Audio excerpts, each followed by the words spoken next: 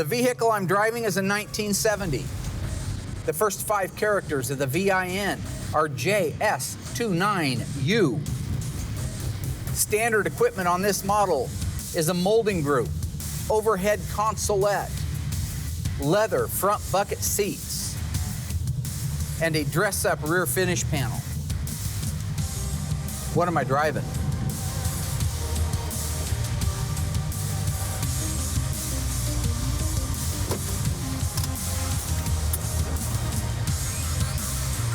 This is the 1970 Dodge Challenger RT SE 440 Magnum, one of 733 ever made.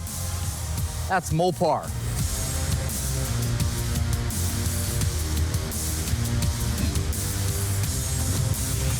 Hey everybody, Mark Warman here with Graveyard Cars. We have a very special episode for you tonight.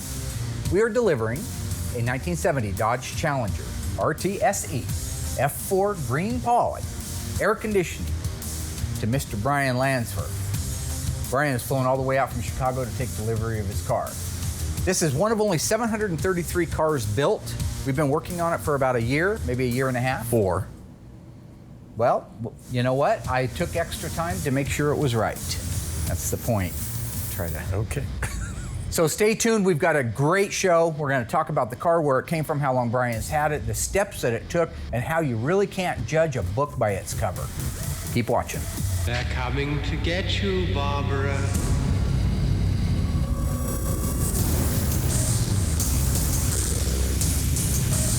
It has been established that the unburied dead are coming back to life.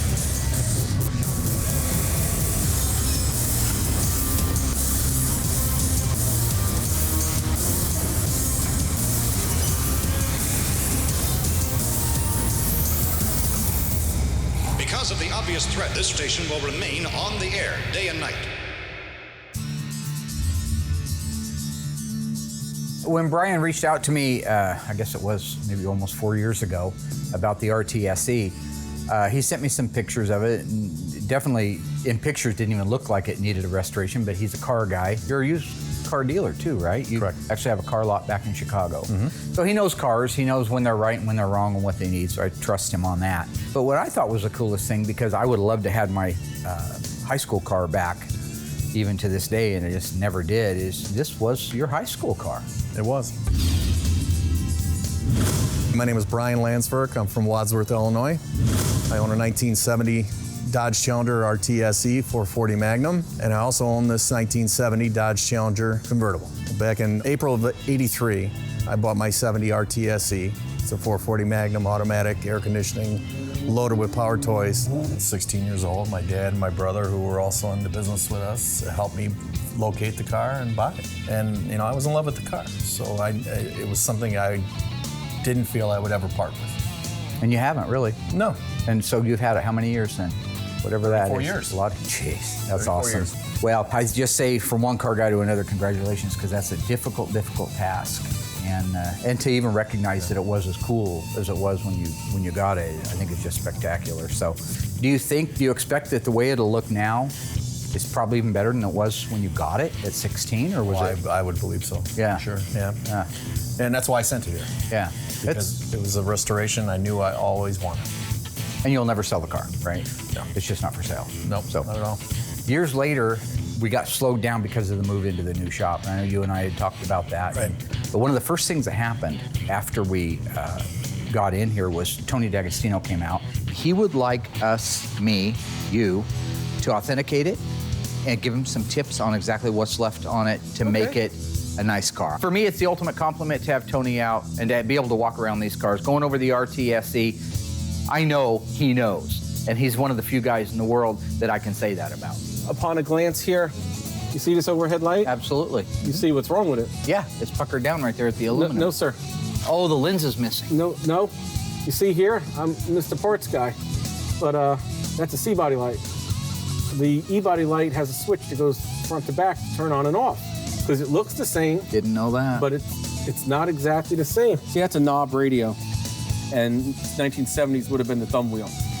The AM/FM would have been a thumb wheel. Even radio. the AM/FM would have been a thumb wheel in 70. Well, the AM's a knob.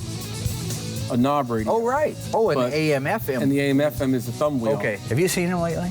He's just obsessed with Philly steak sandwiches. I'm sorry, Tony, but my God, man. I mean, I'm not saying he's fat, but his high school photograph was an aerial shot. Anyway, when he came out here, sorry about that, T. When he came out here, we went over a lot of the things that made that a unique RTSE, but he was blown away by how much it was original. 71 to 4 trunk lid molding. It has a little ridge in it. Has that style line down, it's common on the 71 to 74. Where the 70 was smooth. Just little style changes they And the made. quarter extensions are actually built into part of it. the That's- rear finish mold. That's probably the only reason they are SC correct, finish because it's panel. part of it. Right, exactly. So go back and see, because I'm at the wrong angle to see, but it looks like it's Yes, it is. 369, 170, Yeah, 173, 369. 369. Okay, Yes, sir. So we have a numbers matching engine. good. And what do we have? Well, that's what he thought, so I'm glad for that. Okay. And on the transmission case. Okay. The car has the hard parts. It's not missing anything. Yeah. The biggest thing is probably the AC line. Otherwise than Yeah. that, it's a lot of little detail and stuff. Right. You can bring the car up to a nicer level. I think the compelling thing that made me want to do the car was, number one, you're a car guy. I like that. Two is you had the car for so long, and I was envious of that. When I think about what ones do you want to try to bring back, let's try to bring some of those ones back that maybe most people would just look at and say, oh, it's fine the way it is because it's not a $2 million car. To me, I think it's a $1 billion car with all of that stuff because you cannot go make it again. You can make a reproduction fender tag. Dave Weiss does a beautiful job on those. But they're only original once. Broadcast sheets you can't reproduce. You can't make a motor out of thin air. You could get a date-coded one or a warranty one, but to come up with one with all the numbers on it, that's a 1 in a billion, 1 in a million.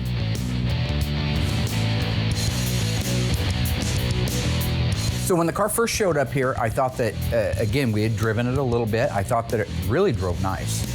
As I remembered, you told me it was a pretty good runner driver. You had no problems with it. So we knew part of our approach was going to be not necessarily jumping into the drivetrain from an overhaul standpoint, but more from a cleanup standpoint. And we'll get into that in a little bit because there was more cleanup that had to go to it than maybe what we both thought. One of the things that I agreed with you early on was about the wheel and tire combination. Now, you've got the broadcast sheet, and I remember looking at it. The car originally was what wheels? Steel wheels, 14s with factory full-size hubcaps. Full wheel covers on a 14-inch, which is not a overly desirable combination. That's what it had. Actually, not only did it leave the factory with it, but that's what it had when you bought the car. Correct. Give me real quick the rundown of where that car traveled after you got rid of it. It went from me to Wisconsin, and then it got sold very short time afterwards to another guy that was in Tennessee. Okay. And his wife got ill. He turned around and sold it to a collector car dealer, who then took it to a collector car auction in West Palm Beach, Florida. Gotcha. Another collector car dealer bought it from Roanoke, Virginia. Oh. And a friend of mine found one on eBay that was similar. So I looked at that link and I started nosing around because I was sad for my That made you Challenger. start I missed thinking, didn't it? Yeah. And I found the car. I get it. So once I found it, I contacted that guy and tried to reacquire it. Again, another thing that I thought was really cool as we started looking into the car after we got it back was how many of the features still worked on it, which is unusual. So like it's got the C26 overhead consolette. All three of the lights work. They never work. They oftentimes don't work when we're finished with them. We got to jump back into them, work on them again, put them back, because they're pretty archaic in their design. They all work just like it was a new car. The doors opened and closed like they were supposed to do. It ran and drove and tracked like it was supposed to do. The seats, I was amazed at the seats, which is why you and I discussed possibly saving maybe the back seat, maybe the front seat. We kind of had that go around in the beginning days. The back seat's original. The door trim panels are original. The fiber headliner in it, which is unique to the C26, all original stuff. Your dash, really all we had to do to your dash was go back through and clean up, restore a couple of the gauges, get the correct knobs on the radio. Leaving some of the original DNA in the car was something that we talked about. I wanted to do that if we could. Yeah, and a lot of that kind of stuff, again, I don't mind preserving because I think it's in the best interest of the car. But sometimes they're just ratted out. If you go out back and you look at the 100 and some cars that are out there, most of them don't have a prayer saving anything on them. Very little. Maybe the original motor if it's still in it. And that's why you thought it was refreshing to get mine in, because you had made the comment to me, most are coming in rusted or missing motors and pieces and whatever, and most people would look at my car and not even restore it to the level I'm doing. And I Because it was a guarantee you nice they car when it wouldn't. started. I guarantee you they wouldn't. Right. That is the biggest segue to what we found when we disassembled the car and sent it out and had it dipped.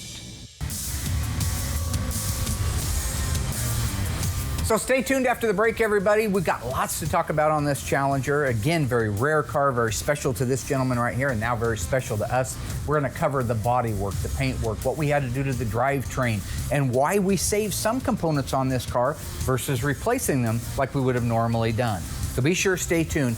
It's gonna be fun.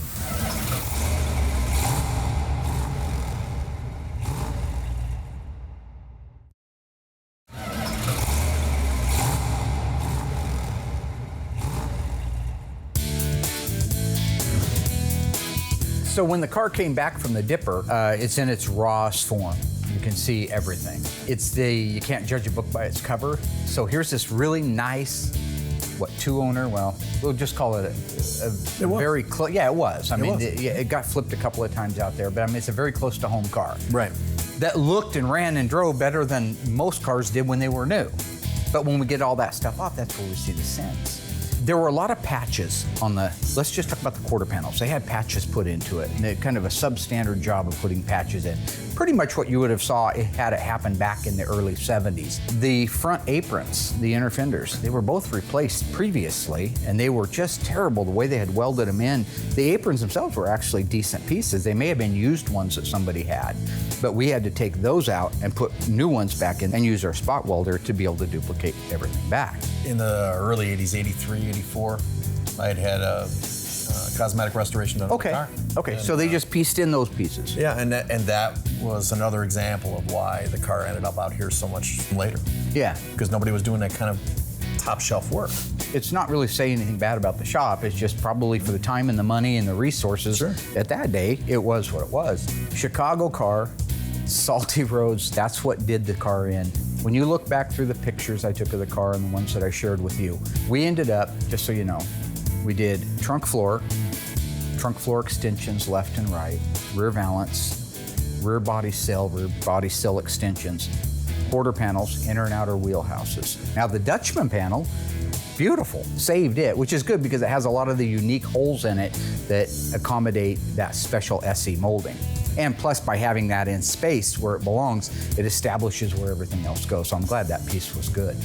But you go inside the car, the only floor we didn't replace was the pan that goes underneath the back seat. Ironically, it was good. But we did the left and right step wells, the main front floor. We did the left and the right frame rails in the back. And this is because it wasn't just like it was garbage, it's just that once it got dipped, things became thin and you could see the pitting, and between the pitting and where it actually would poke through, you knew you were compromised for quality.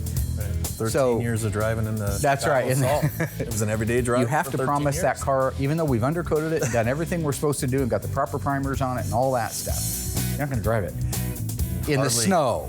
Never. Okay, that's what I wanted to make sure, because otherwise I might not be able to let it go. Inside. All the time. Good call. One of the things Brian wanted to do, and a lot of people wouldn't have, was to save the original vinyl body side moldings. Correct. And they're not attractive. I don't know why people bought them. And most of the time, even like Tony D'Agostino, right now we're doing a 70 Challenger for him. It was a body side molding car. He says, lose them. This is Tony, the great Tony, Mr. Philly Steak himself. He says, lose those things. They're ugly. I want to put a longitudinal stripe on it. Which is what most people did. Which is what most people did because it's much sexier. But you actually opted to keep the original. And they were in really nice shape, so it would have been almost a shame to pitch them. But going over to the metal shop, the panels that got replaced, like the quarter panels, we had to duplicate those original holes. Now we used your original fenders, we used your original doors, but as far as the actual quarter panels themselves, we had to make the new holes for the body side moldings.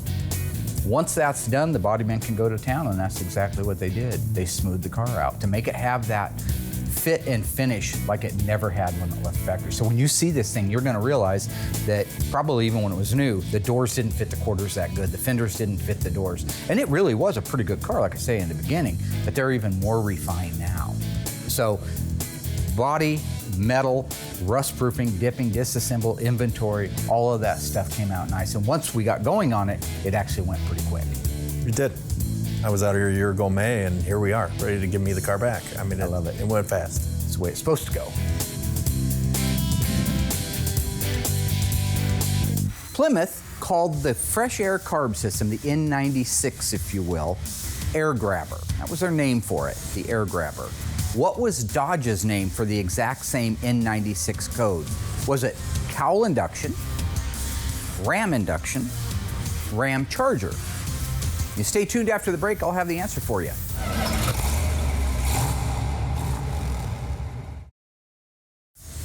All right, ghouls, how did we do on this one? This is good stuff right here. This takes me back to dragging the gut back up in the olden days. We always saw these call-outs on the hood.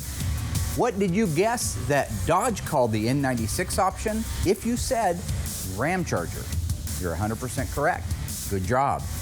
If you said cowl induction, now that's a GM. Nobody cares about GM stuff, but that's what they call their cowl induction. Ram air, that was a Pontiac, the old Pontiac Death Knock heaps. That's what they call their cold air. But Dodge, the Ram Charger. Later, they actually made a Ram Charger vehicle, kind of like the Blazer. Its sister was the Plymouth Trail Duster. So there you go. The more you know.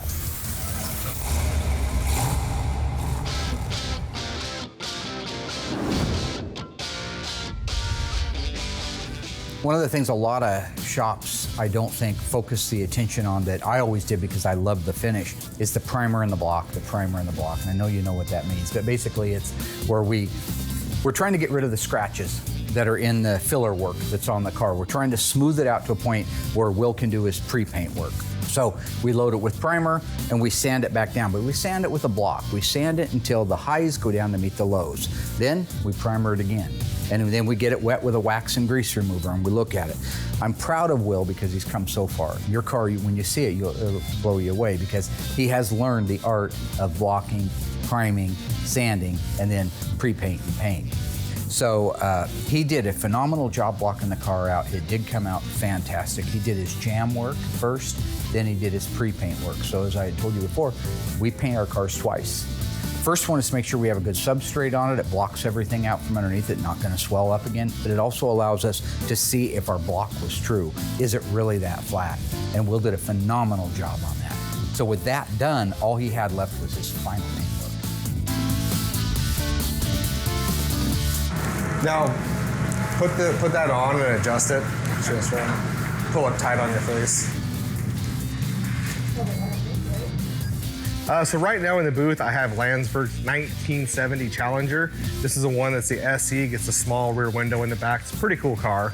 Alyssa's in here. She's actually stepped up quite a bit, wanting to do more out here, but I told her for her to actually be a part of what I do, I need her here first thing in the morning, ready to help. So she showed up right at 8 o'clock. I got her in a paint suit, respirator. She's in the booth and we're getting ready to go in and start painting this car together.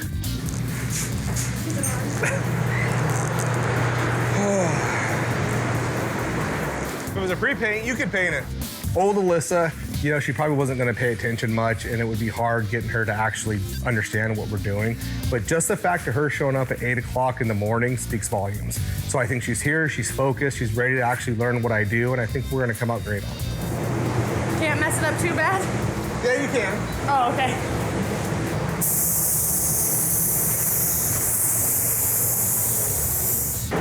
All right, we'll let that sit for a couple more minutes. Yep.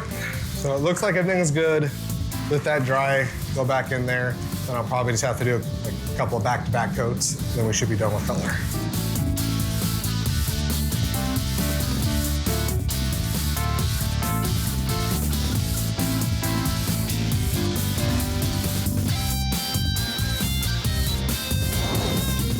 In your car lot, do you guys do any recon work?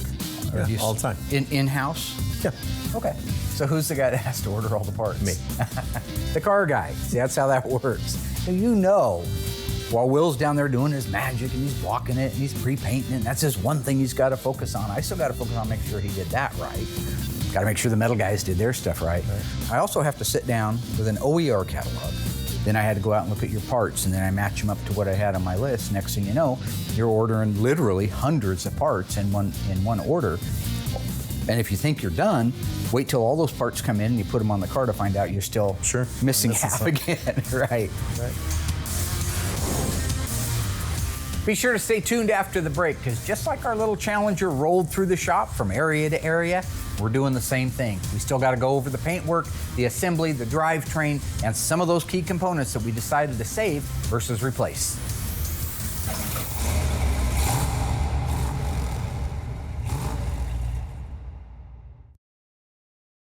So I would not be doing my job as an instigator if I didn't mention the vehicle that you just purchased. Tell everybody what it is. We're going to be restoring a car here for him. Not as convertible, that's still in the queue to get restored. 318 automatic, very rusty car, another Chicago rust story. We'll save it. But he just made what I consider to be perhaps one of the best scores of a lifetime when it comes to rareness and digs. I'll explain in a minute.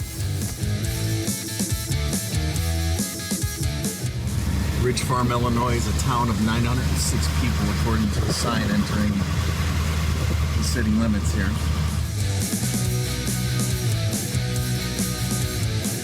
In that back building on the far right with the garage door open is where the car resides. It's a 70 Challenger RT. 70 Challenger RT 440. 446 pack. 6-pack. 4-speed. 4-speed D21. Super track pack. A34. Plum crazy purple. Woo! Black interior, black top, white longitudinal stripe. Wait a minute. That sounds a lot like one we just did, except it was a 4-barrel car. Correct. Victim.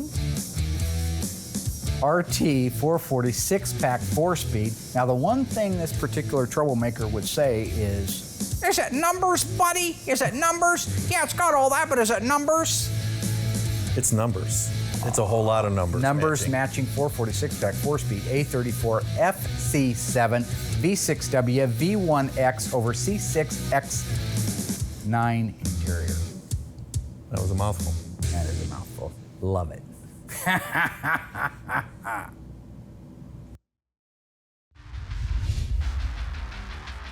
Welcome back, everybody. Still here with Brian Landsverk, out from beautiful Chicago. Chicago. And we are talking about a 70 RTSC. So far, we've covered where the car came from, which is a fantastic story. Had the car in high school, what can you say? I mean, that's one of the lucky ones right there. We've gone over all the extensive metalwork that really had to happen to be able to put this car back in the shape it's in now, the surprising metalwork. Now, we're going to talk about the paint, the drivetrain, the interior, the pieces that we decided we'd save versus replace. And hopefully, with any luck, we will be able to deliver you a beautiful 70 Challenger RT SE and blow your socks off. And I think you're going to be thrilled when you see this car.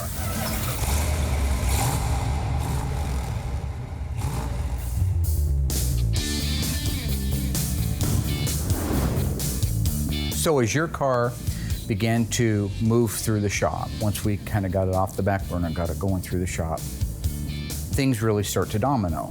Yeah, right here we got a beautiful 1970 Dodge Challenger RT SE, very rare Mopar here at the shop. Right now we're to the point where we're gonna have Larry come in from Larry's Interiors and do our vinyl top. Larry does all our vinyl tops and headliners. Unfortunately, on this car here, he will not be doing a headliner because it's got that overhead consolette and a formed headliner. But he will be doing the vinyl top, which is very unique because it has that formal roof with the small back window. As you can see, this outside edge right here is the original Dodge Challenger window opening. And then what this does is it actually goes in the existing window opening of the Challenger, and then this right here is gonna be our new size back window.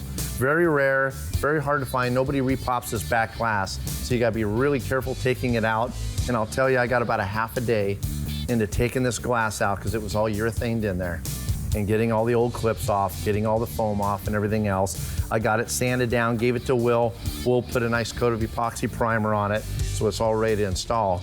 But as you can see, I go through and mark all my clip locations, so when Larry gets that vinyl over there, he'll have to actually stretch that vinyl over here and fold it into this window opening. So two things are gonna happen. It's gonna cover up all my clip locations, so I need to know where they're at, so I'm not having to pull his vinyl top back off to find the holes. But also, he's gonna have to put that foam in here because all these recesses for all the screws that I'm gonna put in here to go into the existing window hole is all gonna be visible. So when he lays that foam over, he'll actually sand that foam so it'll be even with the roof of the car. So whenever that vinyl's stretched over this plug into the new location, it'll look so clean like the car came with this small of a back window. So let's get this baby in here.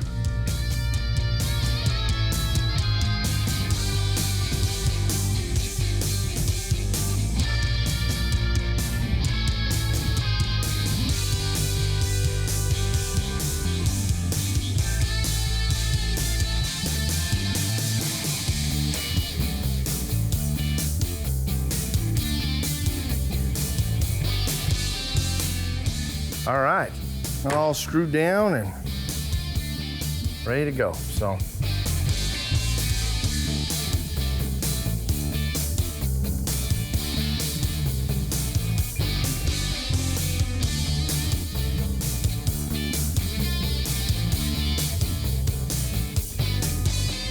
There you have it. One tube, check that out, man. And I used every bit of it. I mean, that baby slammed to the ground. So there you go. Cool. Well, as you can see, I got the window plug put in our 70 Dodge Challenger for Lance Firks. He's gonna be super stoked to see the progress on his car. I got Larry coming in the morning. He's gonna knock out the vinyl top on this car. Very unique top on here. It's got all that foam on there with the small back window, SE option, very rare. So we're looking forward to seeing this car with the vinyl top on it all completed. Larry's all done installing our vinyl top. Did an amazing job. Car looks fantastic. So now I can get my hands back into the game and get going on this firewall. Wiper motor, brake power booster, master cylinder, brake lines, proportioning valve, you know, the firewall, actual brake lines, voltage regulator, ballast resistor, horns, and so on. So I'm just gonna try to get as many components on the firewall as I can so we'll be all ready for the engine, suspension, and drivetrain. Okay, well, I'm gonna get started here. I'm gonna start with my firewall brake line here.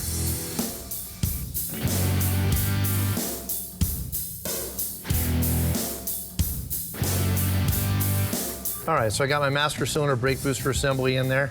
Got my firewall brake line. So now I'm gonna move on to my proportioning valve, divider valves, and all my lines that'll actually feed to the master cylinder. I'm gonna go ahead and put in that 3-speed wiper motor. It's a date-coded wiper motor. It was his original one. They did a great job, beautiful job restoring it. All right, so now I'm gonna put my horns on.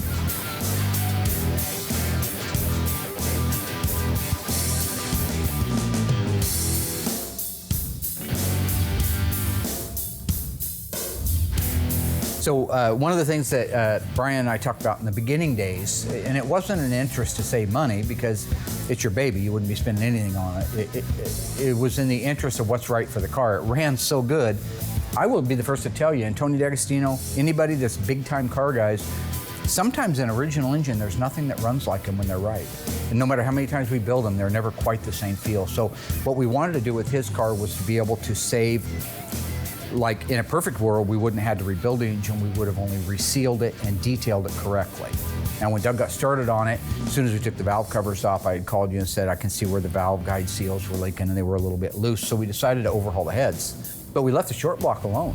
We put a correct new oil pan, the 6-quart oil pan on it that wasn't beat up from years of driving it. But we detailed the outside of the engine correctly, right down to, you know, we had classic auto air. We sent out your original AC stuff, had them rebuild and restore all of those pieces, the lines, the compressor, the evaporator, all that stuff. Doug went through, he detailed it, assembled the engine. The transmission was perfect, absolutely. Did you ever have it rebuilt? Never. 28,000 mile car. Never needed it. The rear end had the problems that the drive shaft had. Pitting, lots of pitting. That's what we found in the suspension too. Originally we were talking about we were just gonna save all the original suspension pieces for it, detail them, put it back on, but we opted when lower control arms are bare metal with a cosmoline finish, you can't hide any of the pits. The best thing to do is find good date-coated donor pieces. So we did jump in a little bit further on the suspension and the steering. The drive shaft, I had a new replica made with your ends so it looks right, it has all the right markings on it, but it's a nice new drive shaft so it's not all pitted up.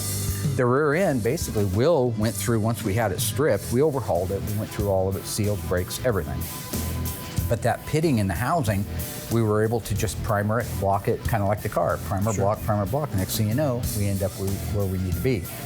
The leaf springs, we overhauled those. We put new kits in them, new liners. We painted those, sandblasted them, and painted them. They look great. One of the coolest instrumentations ever to come in any car was your E-body Rally Dashes, A62. True or false? 1971 was the first year the Challenger RT model had an A62 Rally full instrumentation cluster available as an option. If you think you know the answer, stay tuned after the break.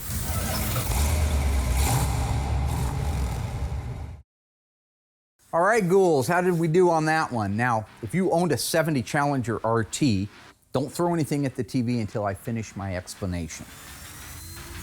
If you said 71 was the first year for the Rally Dash to be an option on the Challenger RT model, you are incorrect. It was never an option. The A62 Rally Instrument Cluster, this had 150 mile an hour speedometer, 8,000 RPM tachometer, full instrumentation of the gauges and a clock with a wood grain finish. It was standard equipment on all Challenger RTs from 1970 to 1971. Gotcha, didn't I? So.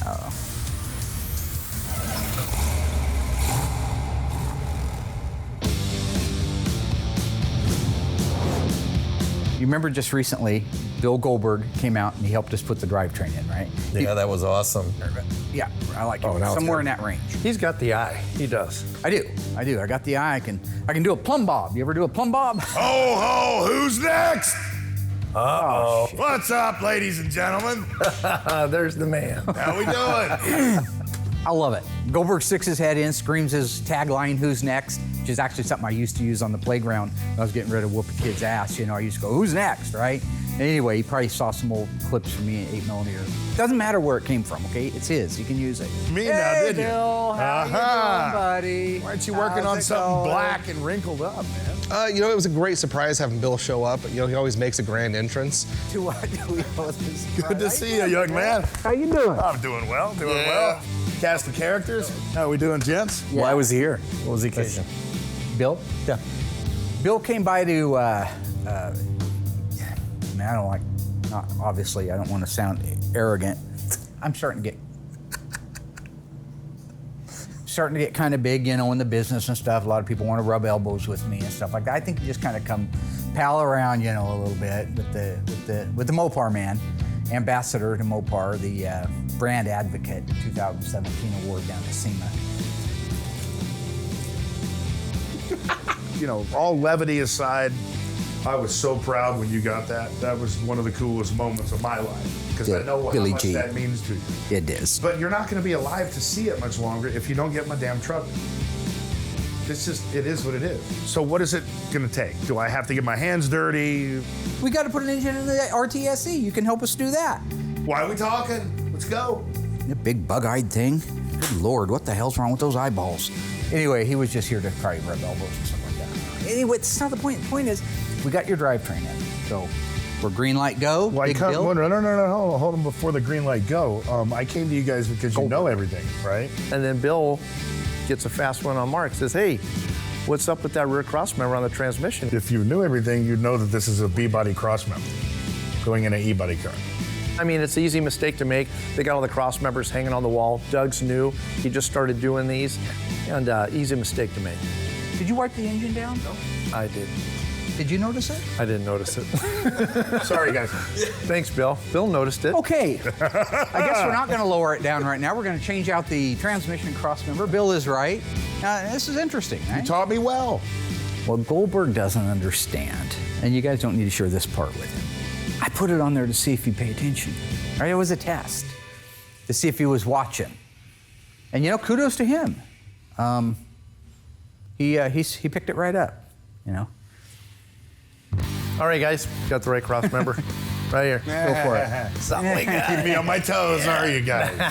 Hey, Bill. Bill's awesome. What's the RS23J9B? I don't know. That's why I pay you. Yeah, you see what he said? That's why he pays me, all right? Yeah, that's looking good. I think you're good, Willie. Good over here. Yep, perfectly good. So okay, far, and so then good. I got to actually physically work with Goldberg on a car, which we haven't done that. We goofed around a lot, and he says it, but he actually got in there and gave us a hand. Helping install that engine was very rewarding. I very much like the individuality that Mopar collectors, owners bring to the table. It's something different. The engine install went fantastic. Car dropped right down where it's supposed to. Now the engine, drivetrain, suspension, tires and wheels are finally on Lansford's car. I can get it on the ground, roll it out, and start knocking out this interior. Car's really close, so I just want to get banging away on it. Dave jumped on all the parts that were here and started putting it together. A lot of pieces on an SE, especially you talk about the power windows, right? Lots of sub-assemblies that needed to be built. But he was able to burn through that thing really quick. All things coming together on it.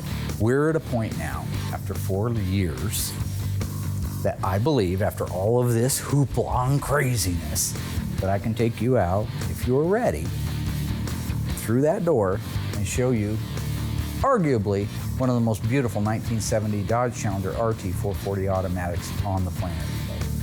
For me, 34 years in the making. Let's do it. Can't wait. That's it. Well, don't get crazy. This is Hollywood. Yeah, jumping the gun. Well, Springfield, but it would be in Hollywood if we were down there. We gotta go to break. Stay tuned. Can you do that? I can do that. See you after the break.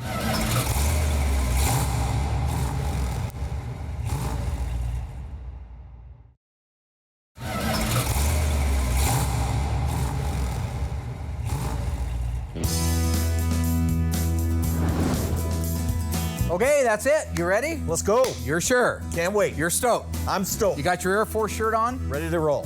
You ready to buzz the tower? I am. Let's go do this thing. Okay, this is yours. Here we go. Got Davey and Will.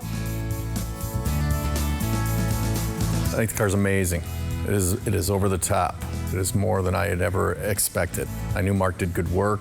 I knew I was sending it out here for this type of restoration, but I just never expected what I saw today. Been a long time, buddy. 34 Is that absolutely 10 times better than what I remember. It is really over the top. That is the most beautiful. Will, great job. Phenomenal job laying out the paint on that. Absolutely beautiful.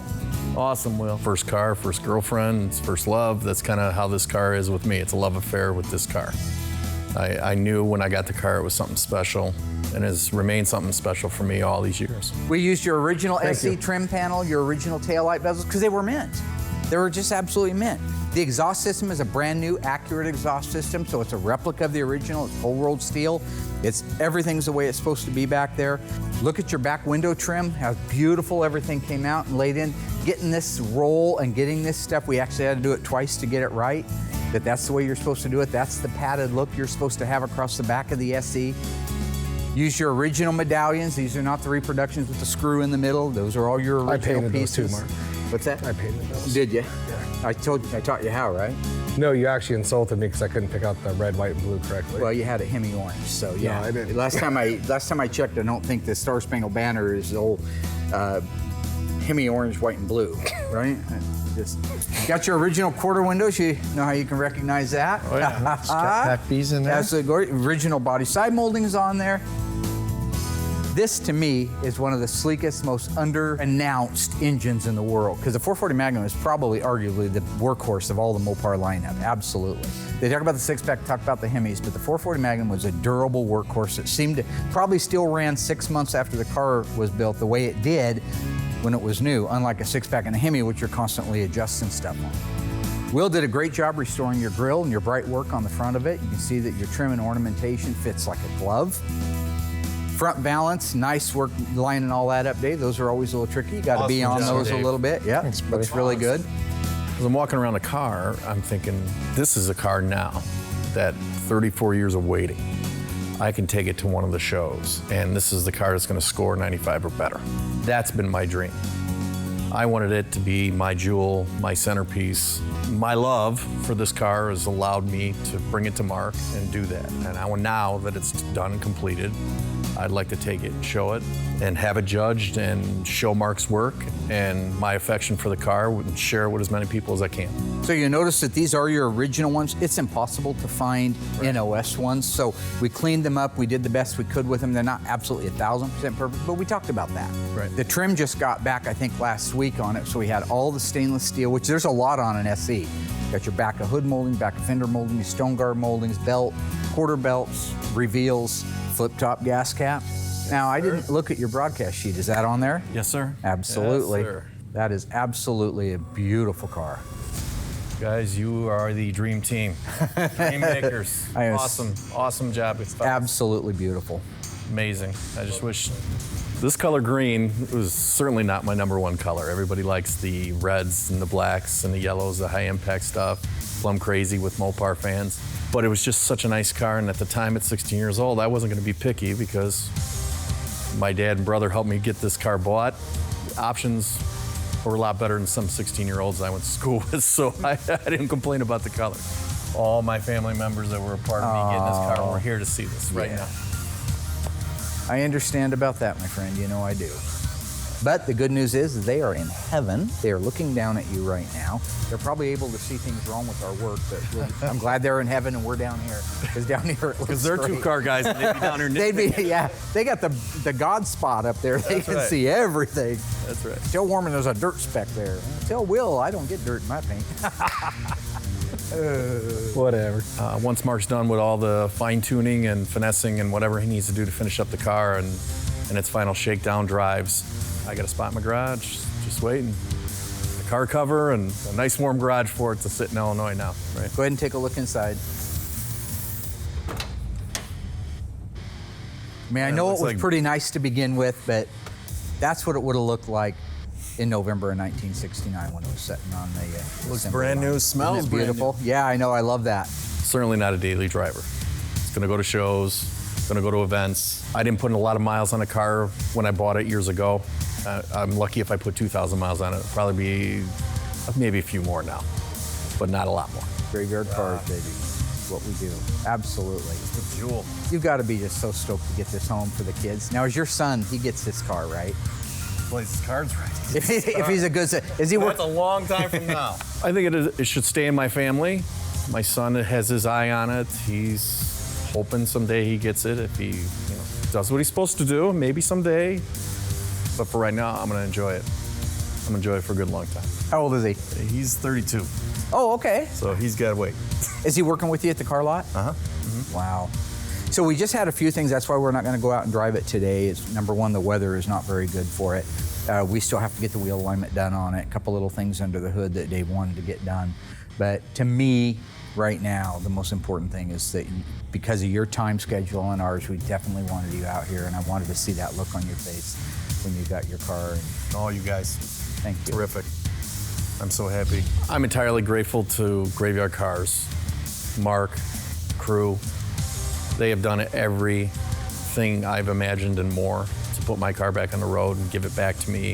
A few days away from my birthday, and I never imagined I would be getting my car back as a birthday present. It's just, there's no words for it really that I can explain to you. The emotions are too much.